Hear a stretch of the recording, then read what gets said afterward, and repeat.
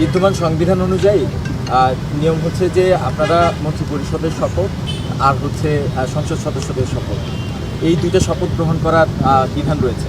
তো সেই ক্ষেত্রে জুলাই সনদের ব্যাপারে আসলে যদি শপথের চিন্তা ভাবনা থাকে, আপনাদের ওপিনিয়ন কি, বা আপনারা আসলে এই ব্যাপারে কী বলতে চান?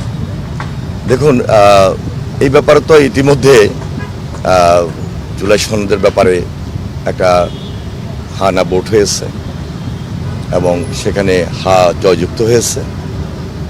পরবর্তীতে যে করণীয়, এটা পার্লামেন্টে আলোচনার মধ্য দিয়ে নির্ধারিত যে আলোচনাগুলো সমাপ্তকরণ, এবং সেটা আমার মনে হয় খুব একটা কঠিন হবে না। গতকালকে আপনারা লক্ষ্য করেছেন আমাদের চেয়ারম্যান জনাব তারেক রহমান ইতিমধ্যে বিরোধী দলের যারা রয়েছেন তাদের সঙ্গে আলোচনা করেছেন, একটা সৌজন্য সাক্ষাৎ।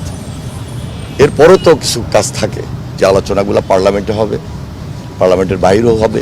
সে আলোচনা করার মধ্য দিয়ে একটা সমন্বয়ের মাধ্যমে সব কিছুকে সম্মান এবং শ্রদ্ধার জায়গা রেখেই আমরা সমাপ্ত করবো ইনশাল্লাহ।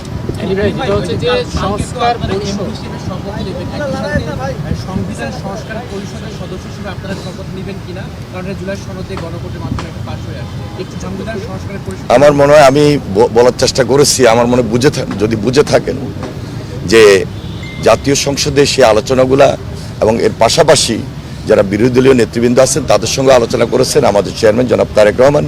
এটা খুব সহজ হবে, খুব কঠিন কাজ হবে না ইনশাল্লাহ। অতিথিদের মধ্যে কারা কারা আসছেন? মানে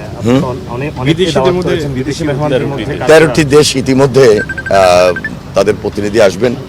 কোনো দেশের প্রধানমন্ত্রী আসবেন, কোনো দেশের পররাষ্ট্রমন্ত্রী আসবেন, স্পিকার মহোদয়রা আসবেন এবং অন্যান্য যারা আছেন ডেলিগেট হিসাবে তারা অংশগ্রহণ করবেন।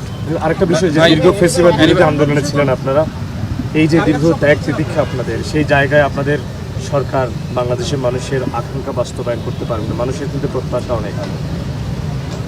আমরা শহীদ পরিবারদের প্রতি গভীর শ্রদ্ধা নিবেদন করছি।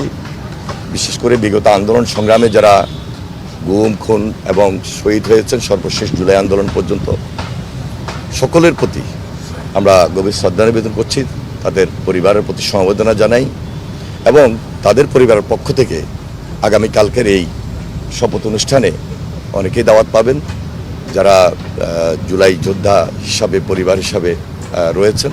তাদের প্রতি সেই সম্মানটুকু দেওয়া হচ্ছে এবং তারা উপস্থিত থাকবেন আশা করছি ইনশাআল্লাহ। ভাই, মন্ত্রী পরিষদের আকার কিরকম হতে পারে?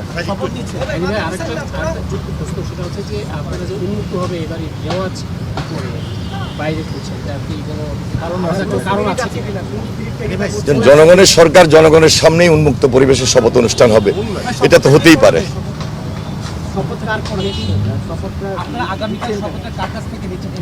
এটা সাংবিধানিক নিয়ম অনুযায়ী যেটা আসার তাই তো আসবে, এর বাইরে তো আসবে না। ভাই, মন্ত্রী পরিষদ কিরকম হতে পারে? এটা আমার মনে আরেকটু অপেক্ষা করা দরকার আমাদের, যে সংসদীয় নেতা তিনি শপথ নেবেন, নেওয়ার পর উনি ভালো সিদ্ধান্তটুকু দিবেন আল্লাহর হুকুম ইনশাআল্লাহ।